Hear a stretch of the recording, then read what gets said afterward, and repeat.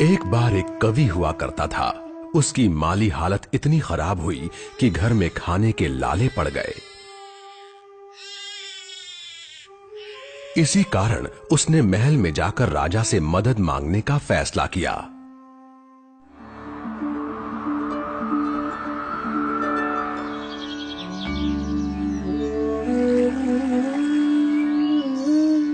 राजा के बुलाए जाने पर उसने अपनी कविताएं पढ़नी शुरू कर दी।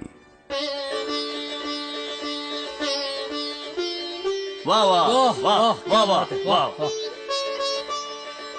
राजा बहुत प्रसन्न हुआ और उसने कवि से अपना इनाम मांगने के लिए कहा। कवि ने मोहरों से सजे शतरंज की ओर इशारा करते हुए कहा, महाराज, अगर आप पहले खाने में चावल का एक दाना रखें और हर खाने के लिए उसे दुगना करते जाएं, तो मैं समझूंगा मुझे मेरा इनाम मिल गया। बस इतना ही? राजा ने पूछा। सिर्फ चावल का एक दाना और सोना नहीं? जी हाँ महाराज। तो फिर ऐसा ही हो। दरबारियों ने चावल के दाने रखने शुरू कर दिए। पहले खाने में 1, दूसरे में 2, तीसरे में 4, चौथे में 8। इस तरह वो रखते गए। जब 10वें खाने में चावल रखने की बारी आई तो उन्हें चावल के 512 दाने रखने पड़े। 20वें खाने तक संख्या बढ़कर 5,24,288 हो गई।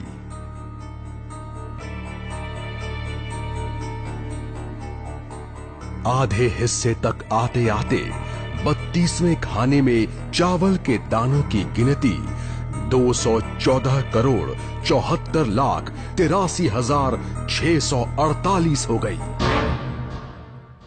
जल्द ही गिनती अरबों खरबों में बढ़ गई। आखिरकार अभागे राजा को अपना पूरा राजपाट उस चतुर कवि के हाथों सौंपना पड़ा। और इसकी शुरुआत चावल के सिर्फ एक दाने से हुई थी। कहानी की सीख: चक्रवृद्धि की ताकत को कम नहीं आंकना चाहिए। अगर आप हर महीने नियम पूर्वक एक छोटी रकम निवेश करते हैं, तब आपकी SIP आपके सेवानिवृत्त होने तक एक बड़ी राशि बन सकती है।